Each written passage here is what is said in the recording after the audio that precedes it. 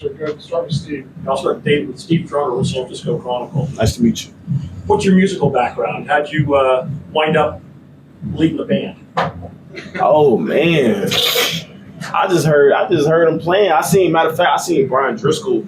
He did it at the last game, and nobody was up there. So I said, "It's my turn."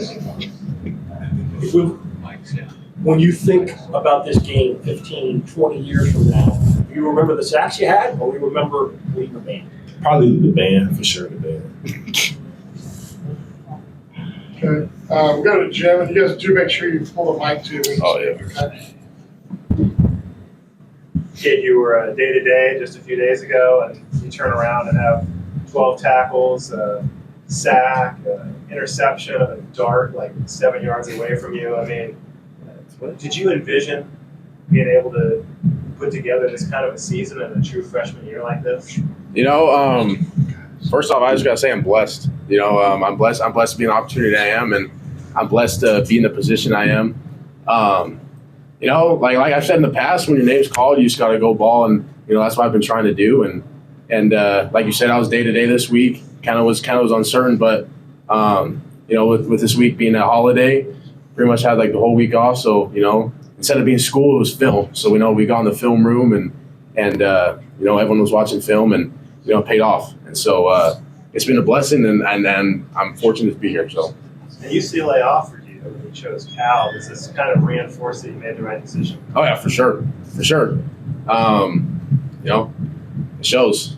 We beat them, and it shows this is where I want to be. This is where I want to play, and I just made the right decision. So. And David, you've had 6 sacks in just a few games now, maybe even 7. Was there something about learning the system, getting comfortable, health that made you turn it on so much late this season? Honestly, the only reason I got is God. I mean, we work hard throughout the week, every day, day in, day out. I just keep believing, just go out every day, try to do the best I can, and just do what I got to do and try to do the best I can in order to help the team win. Go ahead. Cade, I want to go back to the 4th and 1 stop early in the first quarter. Like, how did it just all open up for you, like in the middle? Like, how were you able to just snipe through and just pull that play up? Yeah, so that was a play that we practiced all week. They came out that 3 running back set, and we knew the plays. They ran out of it, so instantly saw the offensive line move fast, and I just hit the gap. I ended up right there and made the play, and so for me, that's coaching. That's on the coaches for putting us in the right position, making the right play, and there's nothing. That was a perfect play for that situation. And David, on your end, I mean, you forced a fumble not only against Dante Moore, but he was a former 5-star. So how did it feel to get that play against somebody who was really highly talented? It felt good, honestly. I didn't know he was a 5-star, but it felt good just being able to put my team in position or put the team in position. In order to, we got points out of that drive right before halftime, and that gave us a bigger lead. So, just being able to make plays and do whatever to help the team win, it's always exciting. Manuel, go ahead. Yeah, David, building off that question, what does it mean to have that moment, that kind of defining moment in such a big game like this as a senior? Before I do this, I just want to tell you, suit fresh. But that moment is very exciting. If anybody knows my history, they know, I battled with injuries a lot in my earlier part of my career. So, just being able to keep persevering, keep believing, I just, if what I do can help inspire somebody to keep going or, just inspire somebody on the team, do whatever for the team, that's what I'm here for. I don't really get into the accolades and stuff like that. At the end of the day, if we come out with a W, I'm always happy. Steve? And for both of you guys, if you go back 3 weeks ago, you got waxed at Oregon. 4th loss in a row. And I'm going to guess there were a lot of people outside of your locker room who would have thought that tonight you have a 3-game winning streak and be bowl eligible. Why did you guys still believe, after a game like that, after a losing streak, that this could happen?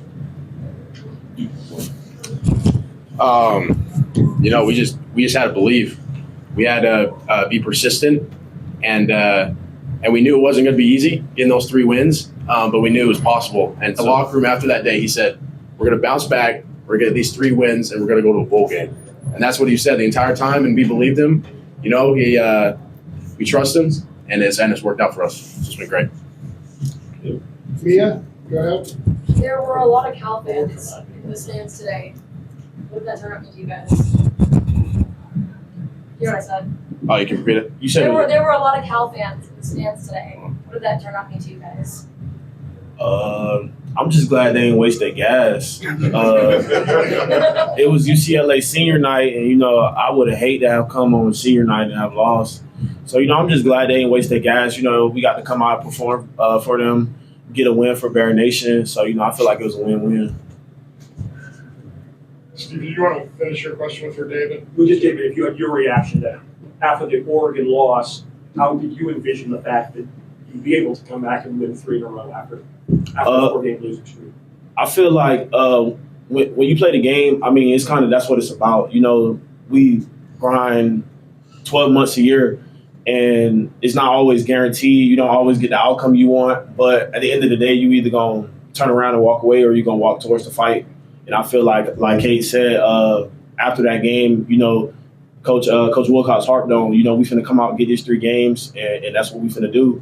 And we just all hunkered down and believed it. I feel like that's the biggest thing, that everybody believed, everybody bought in. It was really like a one game at a time mentality. And, you know, that's just been our mindset these past few weeks. Good. Here in the front, we'll wrap it up in the room with the final question. Go ahead. Joe Reedy from AP. Just for historical purposes, this was the final conference game. Just what does it mean for you guys to kind of go out on the winning end, but also send UCLA out on the losing end? I'm from the East Coast, so for me, it was already legendary being able to play in the Rose Bowl because you know I grew up wanting to play in the stadium just because. But you know, just to be a part of history, you know, the Pac-12 will be no longer. And this will be a game that'll be talked about, you know, for time to come just because it's one of the last games. So I just feel like, you know, I'm just grateful to be a part of history. You know, for me, I watched Pac-12 After Dark when I was a kid, you know, growing up, years and years and years. And, you know, those are some of the funnest games I watched. And I never would have thought that, you know, one day I'll be playing in it and playing in the last one. And, you know, so I'm really fortunate, really blessed to be here. And, you know, there's no better way to do it. You know, we went out with a dub. You know, UCLA came with an L. And, you know, so it was an awesome experience. Team win. Couldn't do without everybody. So it's a team effort here. Okay, we'll take the final question from Zoom. Jeff Ferrata. Final question for these guys. Yeah, David, this is for David, if he's available there. David, can you please describe what the locker room was like after the game when you guys all got in there? Tell me what the mayhem was like in there. You know, just a little bit of excitement, some water spraying. We always do the chant after the game when we win. You know, just excitement. We come a long way as a team. I feel like coaches, players, staff, you know, everybody just put their head down, keep working every week. Nobody gives up. So just, you know, every win, we grateful for every win. So just being able to celebrate each win, you know, is just a blessing. A little bit of excitement. That's how you're going to describe it? All right, a lot times 10.